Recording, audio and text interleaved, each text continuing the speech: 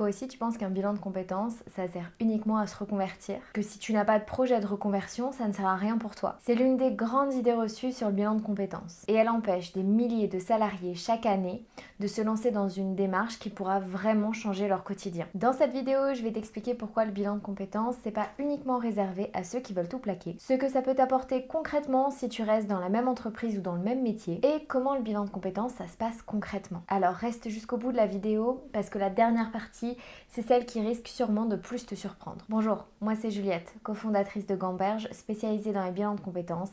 Et aujourd'hui, on va parler de l'utilité de faire un bilan de compétences quand on n'a pas de projet de reconversion. D'abord, comprenons pourquoi tout le monde associe bilan de compétences et reconversion professionnelle. C'est assez simple. Dans l'imaginaire collectif, on associe le bilan de compétences à un moment de sa vie où on est au bout du rouleau.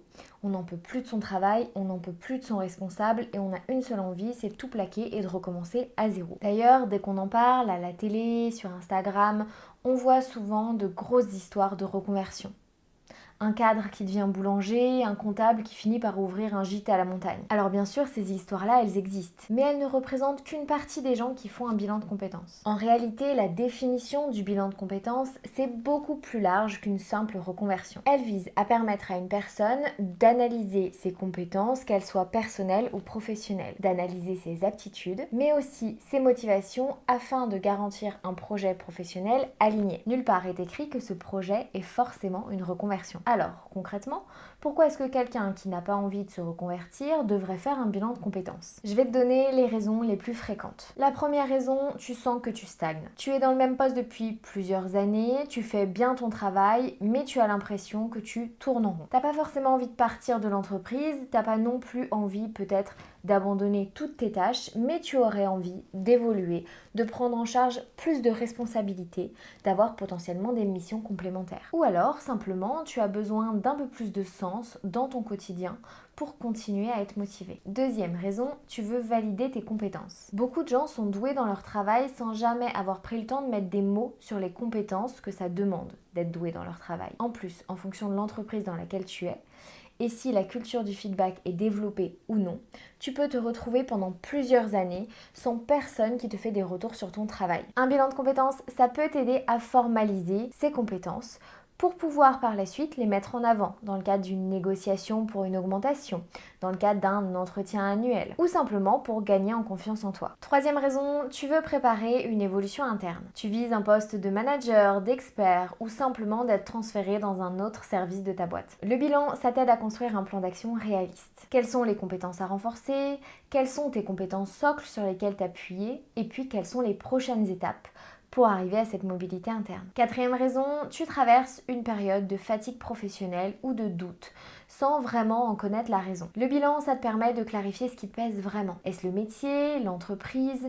la reconnaissance, l'équilibre vie pro-vie perso, ou encore l'ambiance peut-être. Et c'est pas parce que tu es fatigué de ton travail ou d'un aspect de ton travail qu'il y a forcément besoin de tout changer. Cinquième raison, un peu plus rare mais tout aussi réelle, tu veux simplement faire le point sur ta carrière de la même manière qu'on fait un check-up sur sa santé. Prendre du recul, faire l'inventaire, se projeter sur les 5 ou 10 prochaines années sans qu'il y ait vraiment d'urgence ou de mal-être présent. Maintenant, qu'est-ce que ça va concrètement t'apporter dans ton quotidien de faire un bilan de compétences? Particulièrement si tu restes dans le même poste ou dans la même entreprise à la fin de celui-ci. D'abord, une meilleure connaissance de toi-même. Tu sors du bilan avec une liste complète de tes compétences mais aussi de tes soft skills. Ta capacité à gérer des conflits, ton sens de l'organisation, ton autorité naturelle. Ça paraît basique, mais très peu de salariés savent décrire leurs points forts avec autant de précision. Ensuite, un plan d'action concret. Le bilan, c'est pas juste un exercice introspectif. À la fin, tu repars avec des objectifs réalistes à court, moyen et long terme. Ces objectifs, ça peut être par exemple de suivre une formation,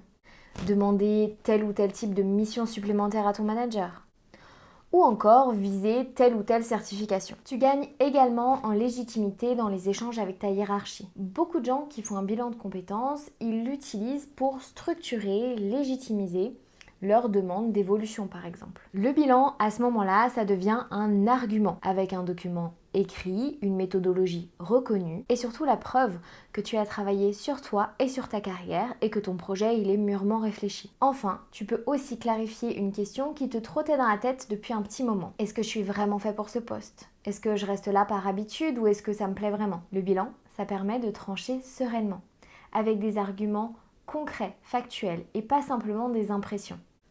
Voyons maintenant le déroulé d'un bilan de compétences type que tu souhaites lancer une reconversion ou non. Le bilan, il se déroule selon 3 phases qui sont écrites dans le Code du travail. Les 3 phases sont la phase préliminaire, la phase d'investigation et la phase de conclusion. Dans la phase préliminaire, l'idée c'est de poser le contexte, de travailler sur les objectifs du bilan, les thématiques qu'on veut aborder. C'est le socle du travail qu'on va faire après. On en profite aussi pendant cette phase préliminaire pour s'accorder sur la manière dont on veut travailler ensemble. Quelles sont tes attentes par rapport à moi? Quelles sont mes attentes par rapport à toi? Ensuite, la phase d'investigation, c'est la phase la plus large du bilan de compétences. C'est là où on va passer le plus de temps. L'idée, c'est de créer une sorte de grande synthèse de toutes tes compétences, de tes expériences, de tes motivations, mais aussi de tes limites, de tes priorités de vie, de tes valeurs. Tout ce qui va faire qu'on va pouvoir ensuite avoir assez de matière pour commencer à aller chercher des projets. La partie projet, elle est entre la phase d'investigation, où on va continuer de rechercher des projets, et puis la phase de conclusion, où on va commencer à associer à ces projets des plans d'action concrets et précis pour que quand on est fini avec le bilan de compétences, tu ne te retrouves pas devant une page blanche. Lors de la phase de conclusion, la dernière phase, c'est aussi ce moment-là où je vais te remettre une synthèse. Synthèse de tout ce qu'on s'est dit avec laquelle tu vas pouvoir repartir et qui va t'aider à structurer la suite de ta carrière. Ce document, il t'appartient, il est confidentiel. Si tu n'as pas envie de le partager avec ton employeur, tu n'es pas obligé de le faire. D'ailleurs, ton employeur n'est pas obligé de savoir que tu suis cette démarche de bilan de compétences. Et ça, c'est quelque chose qu'on oublie assez souvent. Après cette remise de la synthèse, il y a également une partie de suivi. On se revoit dans les 6 mois après la fin du bilan, de manière à réajuster le plan d'action, à t'accompagner peut-être de manière plus opérationnelle si c'est nécessaire. Je te disais, ton bilan de compétences, il est confidentiel. Ton employeur n'est pas obligé de savoir. D'ailleurs, tu peux financer ton bilan de compétences grâce au CPF. Le CPF, c'est le compte personnel de formation. Ça t'aide à financer des formations, des bilans de compétences, sans forcément avoir l'accord de ton employeur. Tu le réalises sur ton temps personnel ou sur ton temps professionnel, cette fois-ci si tu lui demandes son accord. C'est cette confidentialité et l'utilisation du CPF qui permet à beaucoup de salariés de se lancer dans cette démarche, en toute tranquillité et en sachant que leur employeur ne sera pas au courant. Si tu travailles dans le public, il y a quelques petites différences. Je t'invite directement à prendre rendez-vous avec nous. C'est gratuit, ça dure 30 minutes, c'est sans engagement et ça nous permettra de parler du bilan de compétences, des cas particuliers et puis surtout de faire le point sur ton contexte. Et qu'est-ce que le bilan de compétences, ça peut t'apporter. Alors, t'as pas forcément envie de te reconvertir et tu sais toujours pas si le bilan de compétences, ça peut être fait pour toi. Voici quelques signaux à surveiller. Tu te sens compétent dans ton travail, mais tu manques de reconnaissance ou de perspective. Tu as le sentiment d'avoir plus de valeur que ce que ton poste actuel ne reflète. Tu envisages une évolution, mais tu ne sais pas concrètement comment t'y prendre. Tu veux faire le point avant une échéance importante, un changement de manager, une réorganisation dans ton entreprise, même un entretien annuel si tu te rends compte que tu es vraiment perdu dans ton travail. Ou alors, tu as simplement besoin qu'on fasse le point pour structurer la réflexion que tu as sur tes propres compétences. Si tu te reconnais dans l'un ou plusieurs de ces points, alors le bilan de compétences, ça peut clairement être fait pour toi, même si tu n'es pas dans un mal-être profond ou même si tu n'as pas une envie de te reconvertir. Avant de conclure, voici quelques erreurs fréquentes à éviter si tu veux te lancer dans un bilan de compétences. La première erreur, c'est penser que tu as déjà besoin d'avoir un projet avant de te lancer dans le bilan. Le bilan, il sert justement à ça, à trouver un projet. Donc même si tu arrives avec 0 idée, on en trouvera ensemble. Deuxième erreur, choisir son consultant au hasard.